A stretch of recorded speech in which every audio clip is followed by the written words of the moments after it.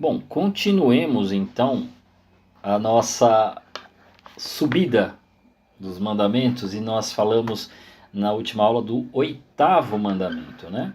Que se trata exatamente de um encontro com a verdade, né? De negar a mentira e assumir verdadeiramente, né? Aqui o caminho da verdade.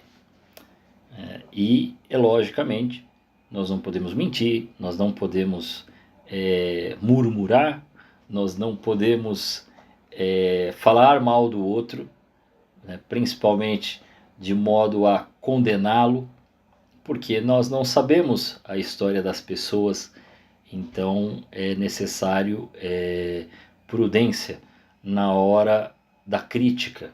Né? Logicamente que nós nunca vamos ser, como é que fala? Nós nunca vamos ser permissivistas, né, e concordar com tudo e dizer ninguém pode julgar, né, porque isso aí também seria uma imprudência. Né, nós devemos denunciar o que é errado, nós devemos dizer o que está errado, mas nós não temos o poder para dizer quem está salvo e quem está condenado. Nós temos esperança na salvação. Não à toa, quando as pessoas morrem, nós costumamos dizer que o Senhor guarde em seus braços, né, crendo na misericórdia de Deus. Logicamente, nós mantemos nossas orações por essas almas, mas ao mesmo tempo, nós entendemos que nem todo mundo vai salvar. Né? Infelizmente, ainda que possa ser vontade de uns e de outros por conta do olhar de misericórdia, né, nem todos se salvarão. E então, boa noite. E nem todos vão se salvar, né? Então, ainda assim, o nosso olhar para com o próximo, para com o irmão, é o olhar de misericórdia. Né? É sempre da esperança. Né? A virtude da esperança deve permanecer em nosso meio. Então, não devemos difamar, né? Criticar no sentido de destruir com a imagem de uma pessoa, né? E procurar, na medida do possível, corrigir de modo caridoso. Às vezes, esta caridade precisa ter, sem problemas, não fique preocupada, já está aqui, já vamos acompanhando a aula, fique em paz. Né? Então, logicamente que nem sempre não vai ser possível falar de modo amistoso, às vezes vai ser necessário usar, né, de palavras enérgicas, de firmeza, até para que aí sim a caridade também aconteça. Porque tem gente que às vezes está tão sem vergonha que se você não fala firme, a coisa não avança. Né? Então você precisa às vezes fazer a pessoa acordar, às vezes até pegar o nome da pessoa e falar: meu, acorda, presta atenção. É? Lógico. Né? Então aprendermos a falar. Pois muito bem, dito sobre verdade e mentira, é a descoberta da verdade que nos faz conhecer que existe a verdade maior que conduz todas as verdades, inclusive aquelas verdades que podem mudar. Sim, existem verdades relativas.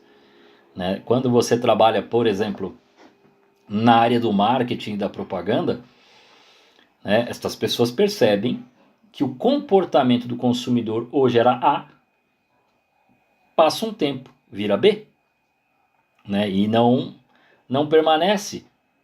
Né, muda, por quê? Porque as pessoas passam a gostar mais de uma coisa do que de outra, elas passam a concordar com uma opinião A do que B, elas passam a gostar mais de um produto novo que está atendendo muito mais a demanda, então é muito volátil isso.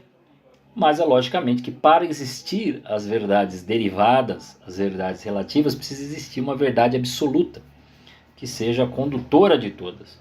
Né? Quem acompanha a série sabe que existe a série principal e às vezes algum personagem, algum fato ali se torna uma história tão interessante, tão agradável, que deu tanta audiência, que aí surge a série derivada. Mas por que surgiu a série derivada? Porque tinha a série principal. Né?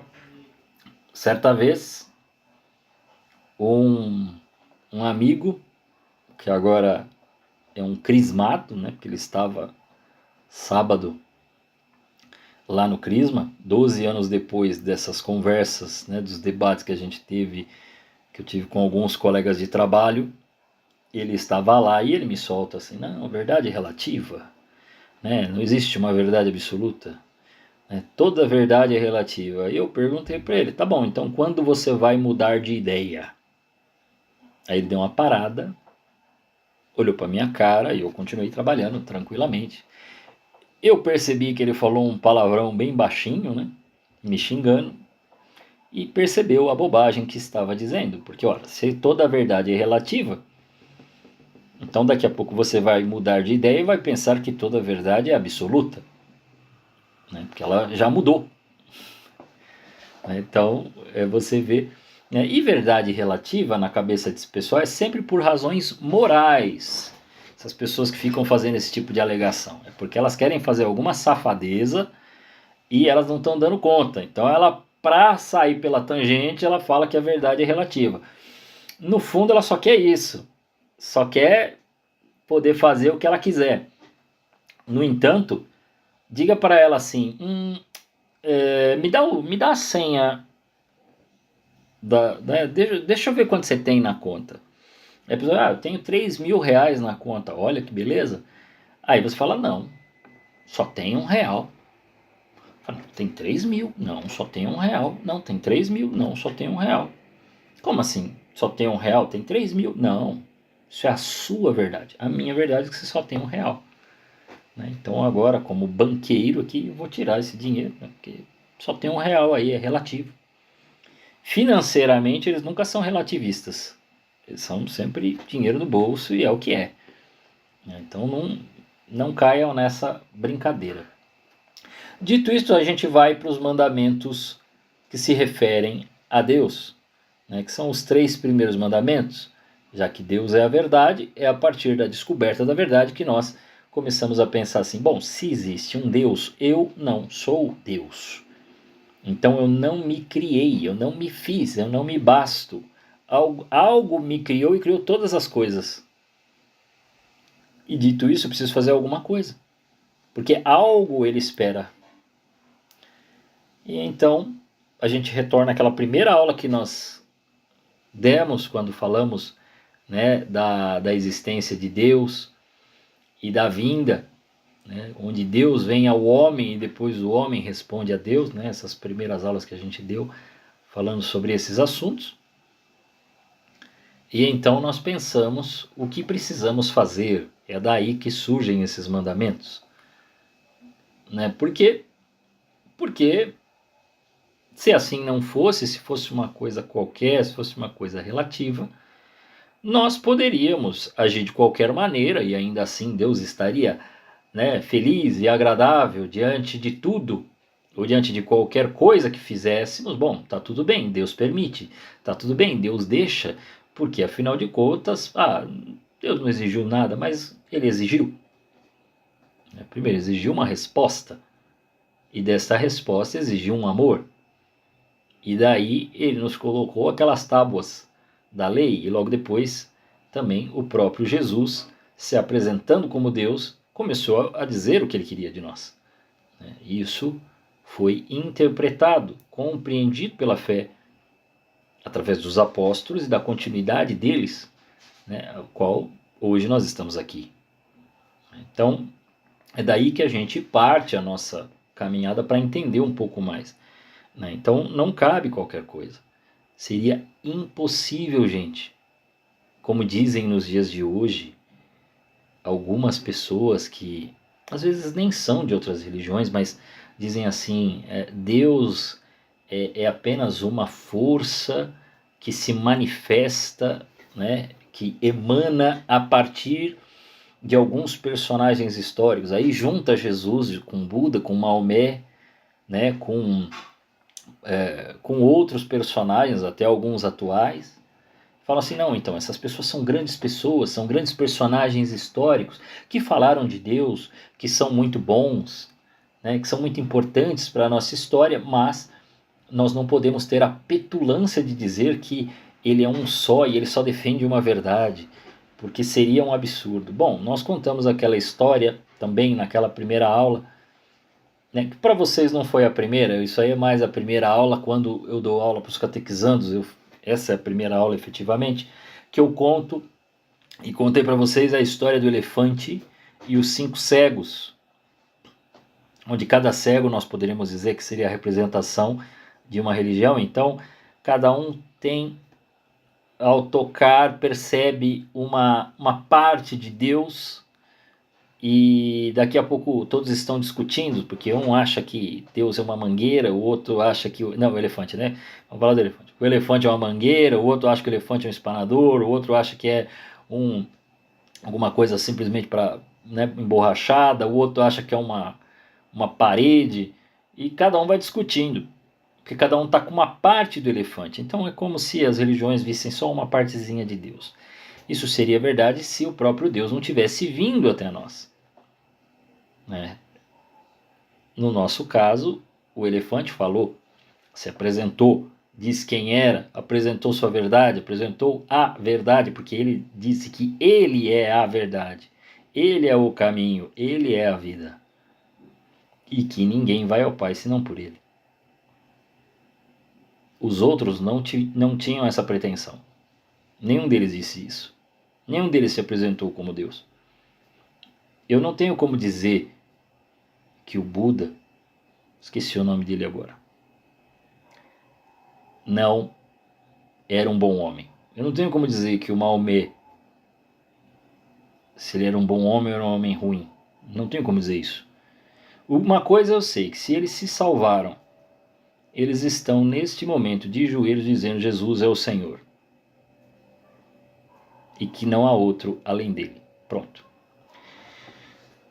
Porque disse o Senhor Deus antes de ditar os mandamentos: eu sou o Senhor teu Deus. Ele disse para que saibamos que Deus, sendo nosso Criador e Senhor, pode mandar o que quiser, e nós, criaturas, somos obrigados a obedecer-lhe. É ele que comanda toda a realidade, não tem de onde fugir para isso, né?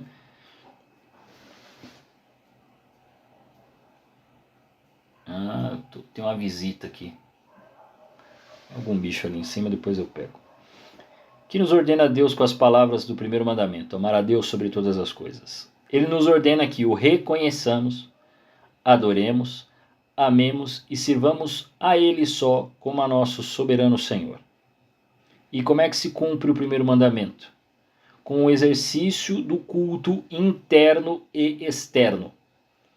O culto interno é a honra que se presta a Deus só com as faculdades da alma, isto é, com a inteligência e com a vontade. E eu diria, apesar de não estar marcado aqui, com a memória. É que ele vai juntar, ele está juntando a inteligência e a vontade, ele está colocando tudo. Por quê? Porque estas faculdades você presta, porque na inteligência se encontra a fé, na memória se encontra a esperança e na vontade a caridade. E o culto externo é a homenagem que se presta a Deus por meio de atos exteriores de objetos sensíveis. Então, não basta adorar a Deus interiormente só com o coração? Não. É necessário adorar também exteriormente, com a alma e com o corpo junto. Não é um ato só da alma. É um ato da alma que se manifesta no corpo, se reza também com o corpo, né? Por quê? Juntamente, né? Porque Ele é o Criador e Senhor absoluto do corpo e da alma. Então, a gente usa a inteligência, a gente usa a memória, a gente usa a vontade e usa o corpo, né, da forma que se manifesta. Então, não vai haver um culto externo sem o interno, porque desacompanhado um do outro, ele fica privado de vida, de merecimento e de eficácia, como um corpo sem alma. Então, é por isto que nós usamos o corpo para rezar. Não só no gesto, né, mas com palavras, com ações, né, com o comportamento e tudo mais. Né? Porque talvez a primeira coisa que a gente pensa são os gestos que a gente faz, sei lá, num louvor, mas não é só esse. Ou o gesto de ajoelhar-se no momento de oração, né, ou de levantar os braços, tal, mas não é só esse. Então tem todos os movimentos que nós fazemos diante da oração. E o que nos proíbe o primeiro mandamento? Ele nos proíbe a idolatria, a superstição, o sacrilégio, a heresia e todo e qualquer pecado contra a religião. Vamos explicar um a um. O que é idolatria? Ao qual muitas vezes os católicos são acusados. Só que as pessoas às vezes não percebem. Idolatria é prestar a alguma criatura, aí por exemplo, uma estátua, uma imagem, a um homem, o culto supremo de adoração devido só a Deus. Então quer dizer, não necessariamente será uma imagem, pode ser, mas esta imagem não precisa ser uma estátua. Esta imagem pode ser de um personagem, de alguém que está, sei lá, na televisão, na internet, e que acaba sendo idolatrada por conta da pessoa que torna aquela pessoa, aquela coisa, aquele objeto a necessidade principal de sua vida. Isso é idolatria. Então, não necessariamente será a imagem que está lá. Eu estou sem imagem aqui perto, as imagens estão ali atrás, né? Mas o cara pega uma imagenzinha aí, é isso aqui. Não necessariamente. Nós temos esse exemplo na Sagrada Escritura, do bezerro de ouro. Mas hoje em dia, quantas pessoas vão a shows, né, a grandes ou a eventos, e encontram algumas pessoas, talvez muito importantes, porque fizeram grandes atos, ou são cantores, atores ou artistas em geral, e não há uma admiração. A admiração é permitida. Você admirar alguém, você gostar de alguém, porque essa pessoa faz muito bem algum ofício, alguma coisa, não há problema nenhum. Ao contrário, é importante que você admire, tenha esta admiração pelas pessoas, porque quando a gente não tem admiração, a tendência é ter inveja. Então é importante a admiração. Pô, faz muito bem, muito bom, né? Comemorar as vitórias dos outros, ficar feliz pela vitória que o outro teve é muito bom. Até evita a inveja, né? A gente comemora mesmo, eu não tenho, mas que bom. E até serve de inspiração. Puxa, essa pessoa se preparou tanto para um concurso, eu vou me preparar como ele, né? Então é importante, ajuda, é salutar. Mas quando se torna a coisa mais importante, como certa vez vi um documentário de torcidas organizadas.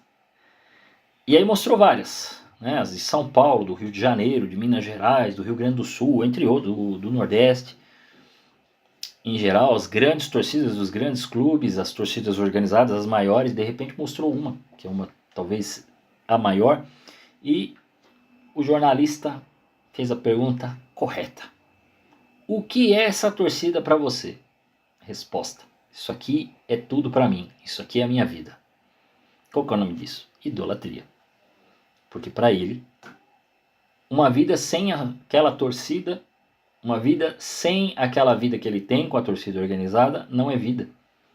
Ele não consegue enxergar nada fora daquilo. Ou seja, a torcida virou Deus para ele, né? Se alguma coisa virou Deus para você, é fácil, né? Uma pessoa que cai num vício, seja ele qual for, provavelmente cai no pecado da idolatria exatamente porque não consegue ver sua vida sem aquilo, né? Então, quer saber ser viciado em algo? Tente se imaginar sem aquilo. Se você ficar sofrendo demais, precisamos rever nossos atos e modificar e converter, né? A não ser que nós percebamos que estar longe disso é estar longe de Deus, e isso nos afastaria e nos faria parar de amar. Então aí nós temos que estar perto.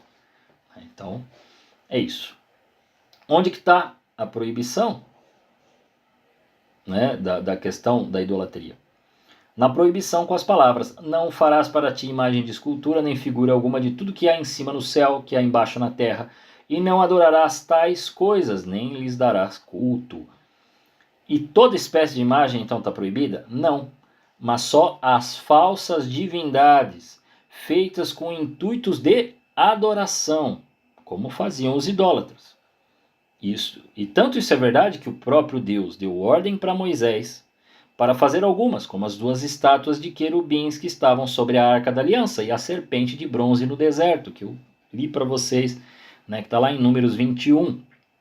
Serpente de bronze que, inclusive, não só Deus mandou fazer a imagem, como ainda curou através dela as pessoas que haviam sido picadas por serpente. Ora, se não pudesse, ele não assim o faria.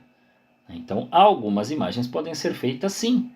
Não pudesse, nem foto poderíamos tirar. Até uma foto que você tira para lembrar das pessoas, que é lógico, a gente sabe que você não está adorando. A gente sabe que você não vai fazer nenhum ato de adoração, mas até isso seria um ato de idolatria. Né? Tanto que a gente tem na teologia, mais de linha protestante, um teólogo que dizia que pensar Deus é idolátrico. Pensar um Deus. Ou seja, o cara foi para o extremo, né? Extremo total. Se você pensar, você já é idólatra, ou seja, ninguém está salvo, né? Mas ele está justificando as loucuras do Lutero, pelo jeito, que não via salvação nenhuma para o homem. Lutero não acreditava em santidade, em coisa assim. Por quê? Como ele se via preso nos seus pecados por conta de seu orgulho, por conta de seus problemas de escrúpulo exagerado, de ir fazer confissão, ficar 1 hora, sair de lá, achar que não foi perdoado, que era um desgraçado, e depois ter de fazer um arranjão dentro da sua cabeça, na qual, bom, ele não tem como se livrar do pecado, então peca forte, mas então, peca bem forte, mas então creia mais forte, né? A qual não baniu uma vida sem pecado, porque ele não crê em santidade. O que é superstição? Superstição é toda e qualquer devoção contrária à doutrina e ao uso da igreja. Veja bem, não é só aqueles livrinhos de superstições, de fazer simpatia. Não é só isso. É também isto. Mas, até dentro da igreja você pode ser supersticioso. Eu comentei com o pessoal que não faz muito tempo, um rapaz na internet. Aí tem uma blasfêmia junto, né? Tem um sacrilégio junto, porque ele está pegando uma coisa sagrada para fazer ao seu bel prazer. Mas ele estava sugerindo às pessoas de roubarem a Eucaristia, porque ele tinha feito isto e ele passou a Eucaristia num machucado que ele tinha na perna e teria curado, segundo ele. Então essa era a solução, porque já que Deus é sagrado, então vamos pegar e vamos passar aonde está doente. Mas não é para essa a finalidade. Esse rapaz está mudando a finalidade da coisa. Deus pode curar? Pode, claro. Mas não dessa maneira. Não precisa desta maneira. Eu não preciso fazer estas blasfêmias. Roubar a Eucaristia para fazer as coisas ao meu bel prazer. Então ele cai numa superstição. Ele está pegando algo sagrado e está atribuindo uma ação que não é para isso. Vocês entendem que não se deva fazer isso? Claro, né? Ainda que, se Deus quiser, ele curará. Brincar, você só vai estar em adoração, não precisa nem comungar propriamente. Então, atribuir uma ação ou alguma coisa, uma virtude sobrenatural que ela não tem. Quer dizer, aquelas pessoas que começam a criar superstição de tudo. O Brasil só será campeão se eu usar a mesma cueca que usei na Copa de 2002. Aí o cara tem a mesma cueca, e nós estamos em 2024, mas ele ainda tem aquela cueca de 2002. Ele não percebeu que o Brasil não tem ganhado, Desde 2002 o Brasil não ganha a Copa. E aí, mas ele acha que aquela cueca é a cueca da sorte. Isso é superstição, com certeza. Tô pegando esse exemplo exagerado, porque tem gente que acha que o meu time ganhou só porque eu estava no estádio e não gritei gol na hora que o cara estava chutando. Só gritei gol depois que a bola entrou. Porque se eu gritar gol antes da bola entrar, eu terei zicado o jogador. Ou seja, não é o jogador que é ruim e errou o gol. Sou eu que sou o problema do jogador. Isso é superstição boba. Mas faça isso no estádio e veja a mágica do xingamento acontecer na sua vida. todos os torcedores viram para você e gritam com você bravo. Não é para zicar o time. Não grite gol antes. Né? Então o cara todo não grita gol não. Porque tu vai arrumar, né? Se tudo bem, é superstição, mas você não quer apanhar, né? Então fica quieto. O outro é o sacrilégio. O que é sacrilégio? A profanação de um lugar, que é o que o nosso rapazinho aí que eu falei da Eucaristia fez. De uma pessoa ou de uma coisa consagrada a Deus ou destinada ao culto. E aí ele usa simplesmente para a sua cura. Né? Vou roubar a Eucaristia. Até o nome já ficou ruim, né? Vai roubar e está indicando os outros a fazer a mesma coisa. Olha que absurdo, né? O que é heresia? Heresia não é você errar alguma coisa relacionada à fé. Eu posso cometer um erro aqui, explicando alguma coisa eu posso errar. E tranquilamente você pode me corrigir. Fala, Leandro, eu tinha entendido que era isso. Aí eu falo, peraí, deixa eu ver certinho. Realmente, você está certo. Nisso eu não cometi um pecado de heresia. Pecado de heresia, ele é um erro na qual a pessoa nega, né? Fica ali, firme, não quer fugir do erro e está batendo o pé. Daí que surgem os hereges. E é sempre sobre um dogma. Tá? Então, assim, ou ele vai negar as verdades sobre Maria, ou sobre Deus, ou sobre a Santíssima Trindade. Né? Ele vai negar coisas assim. Sobre Jesus, né? Que vai falar que Jesus não é Deus. Ou ele vai juntar todas as heresias, né? Todas as heresias não. Tudo aquilo que define aquilo que nós devemos crer, que vai estar lá no creio, e ele não vai negar as verdades, ele vai deturpá-las, ele vai pervertê-las, ele vai falar de um outro modo, ele vai dar uma outra linguagem. Isso nós atribuímos à heresia do modernismo e uma filhota muito conhecida pelos brasileiros aqui, porque aqui faz um sucesso, não faz sucesso, mas é muito conhecida pelos brasileiros, que é a teologia da libertação. E por que ela se torna uma heresia? Porque ela, ao invés, ela quer converter o evangelho ao mundo. Ela faz uma linguagem do mundo, ela entende o mundo, ela reinterpreta e ela quer que o cristianismo se converta nessa mentalidade, dizendo assim, não, se nós não fizermos isso, as pessoas não vão se converter. Né? E aí vai ter as suas linhas. No caso da teologia da libertação, tem uma linha mais marxista, mas o próprio modernismo permite outras interpretações, porque ele parte de pensadores, né, da filosofia moderna, por isso o nome modernismo, né? E então vai conduzir, por exemplo, as pessoas a ideias como a ideia de que Deus precisa ser experimentado, né, quando isso é impossível, né, porque Deus não está para os sentidos. Né?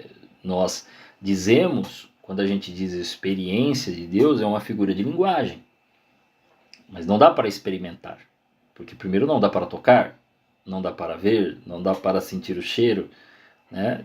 Não dá para sentir com a língua. Então está longe dos 5 sentidos. Leandro, mas como assim? Sendo que um dia estava em oração e de repente comecei a chorar, não fui tocada por Deus? Você foi tocado na alma.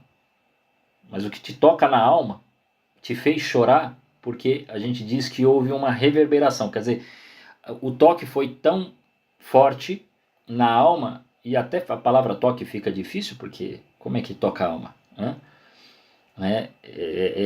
Você veja que essas linguagens não conseguem se apropriar e dizer exatamente o que é. Né? Mas vamos tentar da maneira mais didática. Né? Deus toca na alma, você é tocado na alma, e esse toque na alma é tão forte que atinge o corpo. Por isso que você chora. Por isso que seria um erro nosso nos basearmos apenas por razões de sentimento. Né? Então eu vou rezar porque agora eu estou me sentindo feliz. Eu vou rezar porque agora eu estou efusivamente, né, agitado. Então, nossa, vou rezar. Né? Vou rezar porque está animado. o encontro em que estou. Não, eu devo rezar porque eu creio. E crer não é um sentimento, senão a fé não estaria atrelada à inteligência. Ela estaria atrelada aos afetos. Ela estando atrelada à inteligência, significa que a fé é um reconhecimento daquilo que Deus fez. E aí eu não preciso de um sentimento específico, né? Assim como o amor, né? Quando a gente fala que o amor é uma pessoa, e propriamente a caridade ela se dá por eu crer em Deus. Então eu faço pelo ser humano porque eu creio, porque eu vejo nele nosso Senhor Jesus Cristo. Mas Leandro, e aí? Então por que a gente deve agir e aí os sentimentos se afloram, pessoas choram, a gente mesmo se emociona, a gente tenta usar belas palavras? Bom, porque nós somos seres humanos e seres humanos utilizam dos sentimentos. Deus não falou que nós não devemos usar os sentimentos. Não devemos ser sentimentalistas. Mas os sentimentos vão estar aflorados. As pessoas podem, em meio a uma pregação, em meio a uma música, em meio a chorar, se alegrar, se entristecer, lembrar, normal, né? Mas isto não é o guiamento da fé, porque eu não posso ser conduzido pelo sentimento, né? O sentimento, às vezes eu posso estar em frangalhos, e eu vou deixar de crer por causa disso. Por isso que pessoas se revoltam e saem da igreja, porque elas se revoltam em meio a uma tristeza, em meio a um caos, e não conseguem compreender em meio ao sofrimento onde é que está Deus, né? Então quer dizer, só quando tiver bom, então quando tiver sofrimento é o diabo, e aí a gente descobre que não é bem assim, né? Porque o próprio Jesus vai dar a vida por nós no mais supremo sofrimento de todos. Então é nisso que tem que se basear a nossa fé, e não propriamente nos sentimentos. Os sentimentos podem nos auxiliar, podem nos ajudar, nós temos os afetos, o que é normal, mas ele não é o guiamento, né, da nossa fé. A nossa fé não está amparada, né, ao nosso humor diário. Fosse assim, muitas vezes a preguiça ia vencer aqui e eu não ia rezar. Né? Tem dia que eu só tô o pó, eu vou dormir. Né? Não podemos ser assim. Nós devemos rezar quando a gente está com vontade, quando a gente não está com vontade, quando a gente está feliz, quando a gente está triste, quando está chovendo, quando não está chovendo, né? Quando está sol, né? A gente tem que rezar. Por quê? Eu preciso falar com Deus. Né? É a mesma coisa que começa a acontecer num relacionamento. A pessoa, depois de casada há muitos anos, ela percebe, ou num relacionamento de muitos anos, a pessoa percebe que aquele amor que era empolgado, aquela agitação, as borbulhas de amor no estômago, já não são mais as mesmas. Já existe um outro tipo de comportamento. Já existe uma certa tranquilidade para com as coisas. Né? Ainda há alegria em ver, mas até essa alegria parece uma tranquilidade. Ela já não é mais aquela explosão. Ela está amadurecendo. Né? E daquele tempo se torna uma grande amizade. Que o tempo passa, mas os dois vão percebendo a necessidade que um tem do outro. Né? Essa amizade é importante. Que mais coisas proíbe o primeiro mandamento? Proíbe também todo comércio ou trato com o demônio, inclui-se e o filiar-se a seitas anticristãs. Se você estiver com a sua Bíblia aí, pega comigo Deuteronômio, capítulo 18, versículo 9. Vamos lá, porque essa parte é importante, a gente ler a Bíblia, porque lá tem algo que já nos completa e completa o que nós estamos explicando aqui.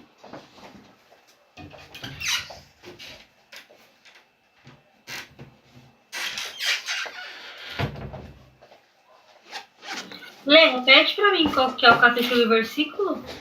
Deuteronômio 18, versículo 9. Deuteronômio é o 5º livro da Bíblia. E o versículo 9. Se a sua Bíblia for a Bíblia Ave Maria, vai estar com o título Adivinhação e Profetismo. Achei.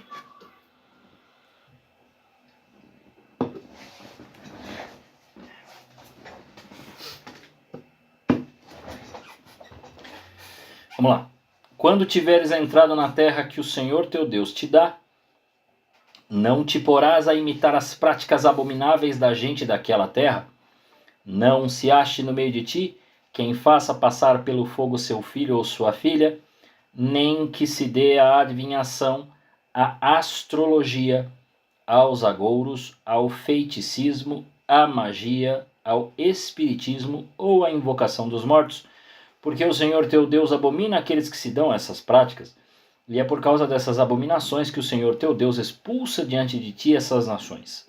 Serás inteiramente do Senhor teu Deus. As nações que vais despojar ouvem os agoureiros e os adivinhos, a ti, porém, o Senhor teu Deus não o permite.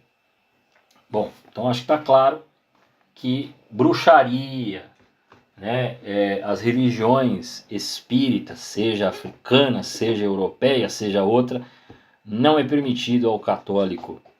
Não é permitido a você que tem um Deus e que Deus está falando que não é permitido prever o futuro. Então tudo aquilo de previsão de futuro, né, e outra. Isso aí eu vou contar o que um radialista disse. Né? Talvez vocês conheçam o Diguinho Coruja, né? Aquele que faz a narração de quem entra no programa do Danilo. Né? Ele anuncia o programa. Ele tem programa na internet e aí uma vez alguém perguntou, falou alguma coisa de signo para ele lascou a pancada. Ele foi só uma bobagem. Ele falou, ó, eu trabalhava na rádio, era eu que separava os papeizinhos, eu colocava 12 papeizinhos e o pessoal lia. Ah, o signo tal, era o papelzinho que estava na frente, o cara lia. Hoje o seu dia vai ser de coisa, roupa, ó, cor vermelha, número 2. Não faz sentido algum isso, gente. Ah, Leandro, mas... Aí vem alguém e fala assim para mim. Leandro, mas eu percebi que pessoas que nascem mais ou menos na mesma época, parece que psicologicamente tem o mesmo tipo de comportamento. Na maioria das vezes parece mesmo. Às vezes parece que essas pessoas têm um comportamento parecido. Não dá para confirmar e não dá para dizer que é 100%. Então já de não ser 100%, essa teoria já está meio falha. Mas vou contar a vocês o que diz Santo Tomás de Aquino sobre isso.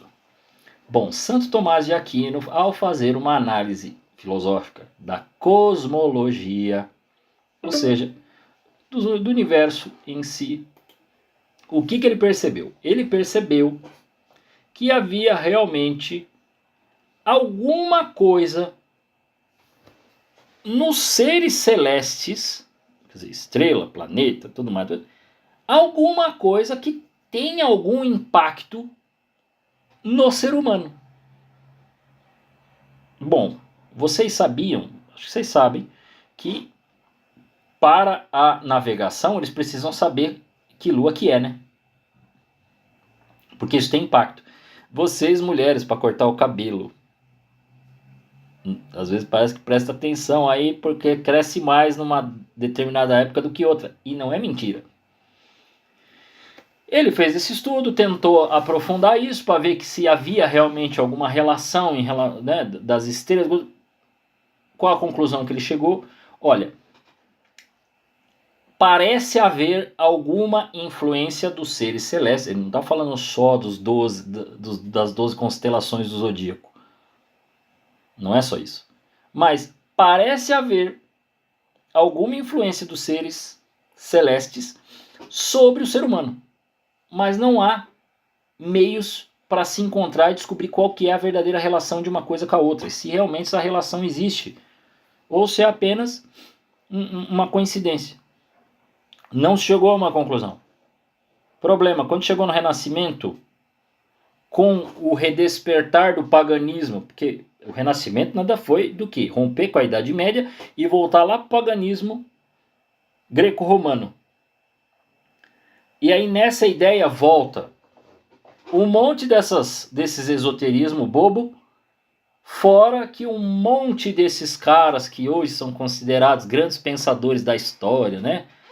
Virou tudo, entrou para Rosa Cruz, entrou para isso e para aquilo, entrou para grupos e tal, e grupos secretos esotéricos.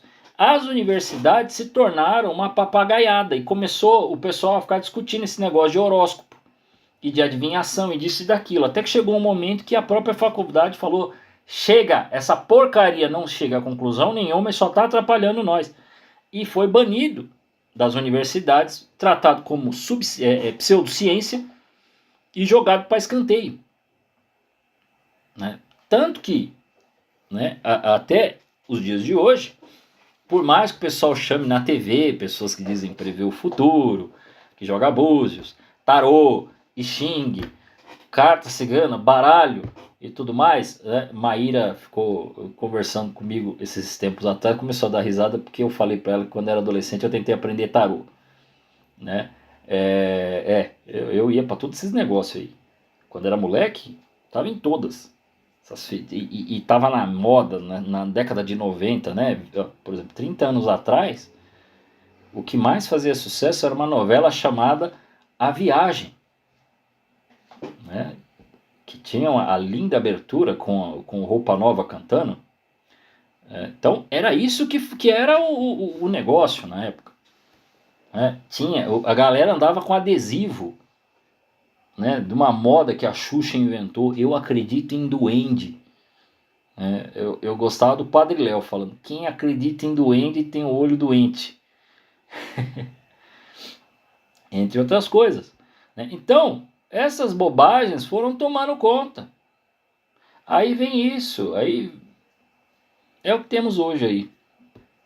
E até hoje isso se dá, né? Então aí você vê algumas pessoas: precisa fazer a limpeza da casa, aí tem que fazer reiki, aí tem que fazer não sei o que. Como sempre vem essa dúvida, eu já vou responder. Leandro, posso fazer? Olha, eu sei que yoga é uma coisa que vem do povo lá, né, oriental, e parece haver alguma ligação com certo esoterismo. Posso fazer yoga? Outros podem perguntar assim: mas Leandro, as artes marciais, principalmente as japonesas, as chinesas e tal, sempre vêm com algum tipo de filosofia e tudo mais. Bom, pois muito bem, posso fazer artes marciais? Nos dois casos você pode, desde que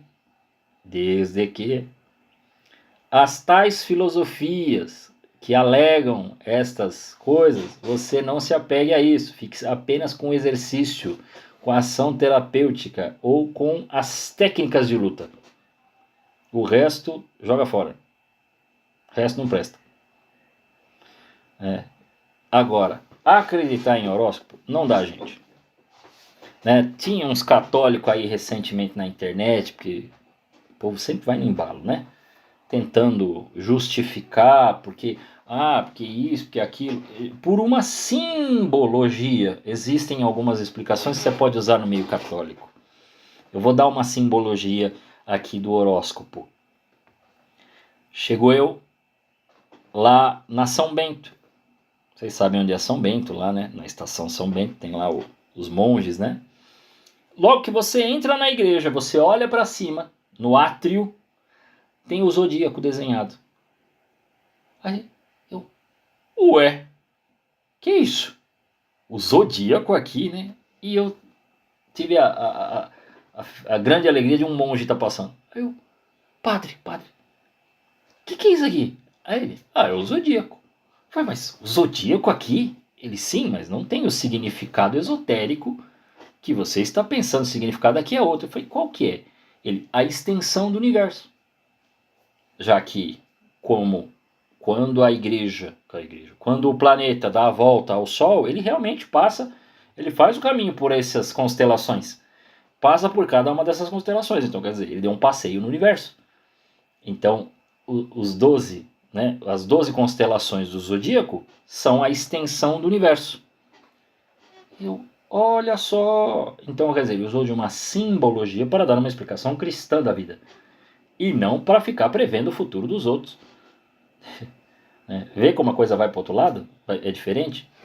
Mas tinha uns católicos meio estranhos aí, que às vezes falam umas coisas boas, mas falam umas bobagens dessa, de querer ficar preso. Ai, o signo e tal. Meu amigo, a igreja proibiu. Obedeça, por favor. Para de graça. Para de inventar. Então, quem recorra ao demônio ou invoque, comete pecado grave? Gravíssimo. Porque o demônio é o mais perverso inimigo de Deus e do homem. Então é lógico que de todas essas coisas, a pior é o satanismo.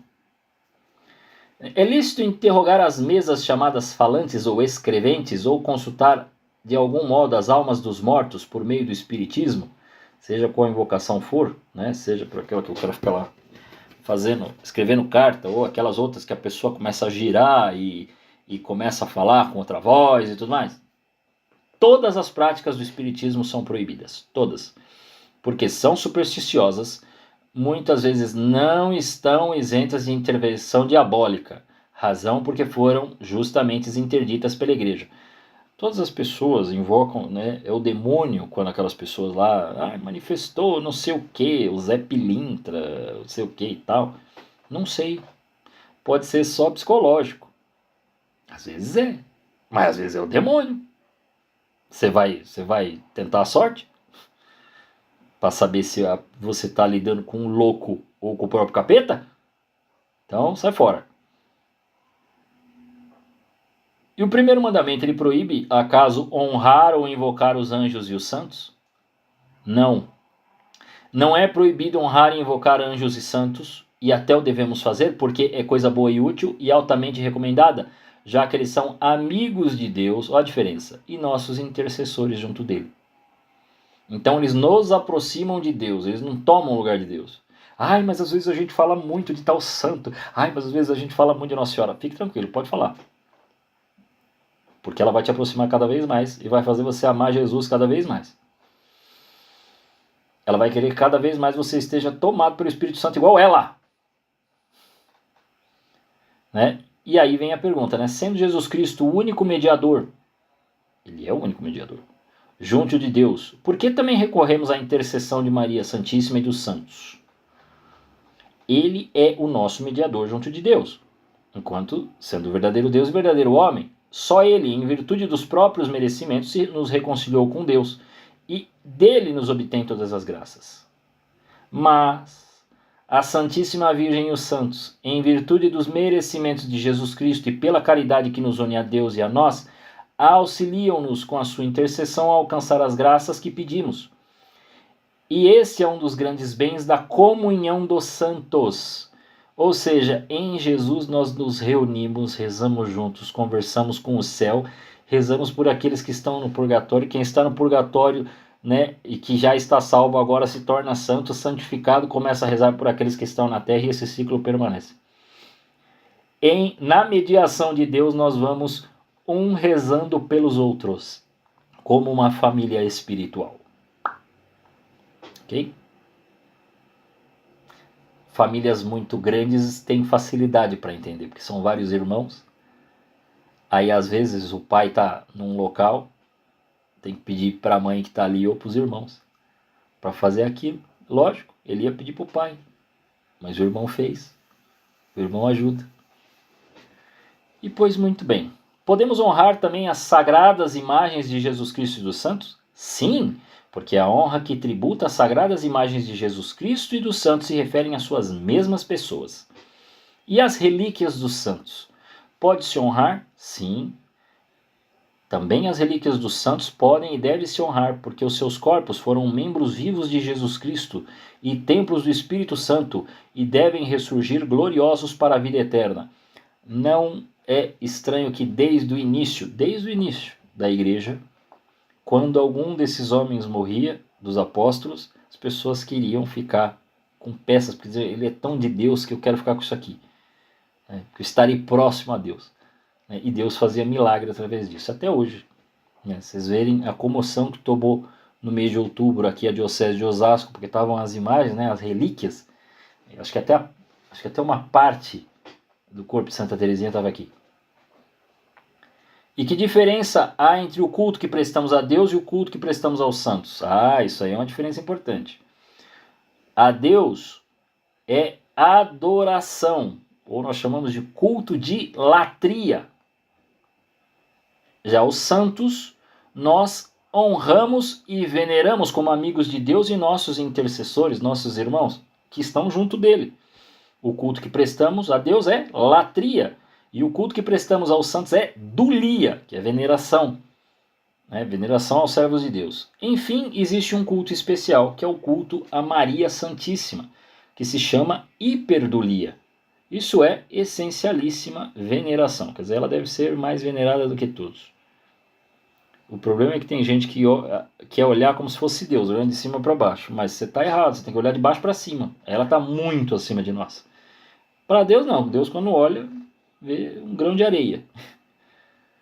Mas nós, quando vemos uma gigante. Essa é a diferença. Pois bem, na semana que vem, a gente vai falar do segundo e do terceiro mandamento. Então hoje a gente completou o primeiro. Vamos falar do segundo e terceiro e vamos para os 5 mandamentos da igreja. Porque agora são mandamentos menores, então vai dar para compor todos eles. Agradeço a presença de vocês. Mais uma vez. A gente vai continuar na semana que vem. Agora eu acho que a gente só vai fazer intervalo no final do ano.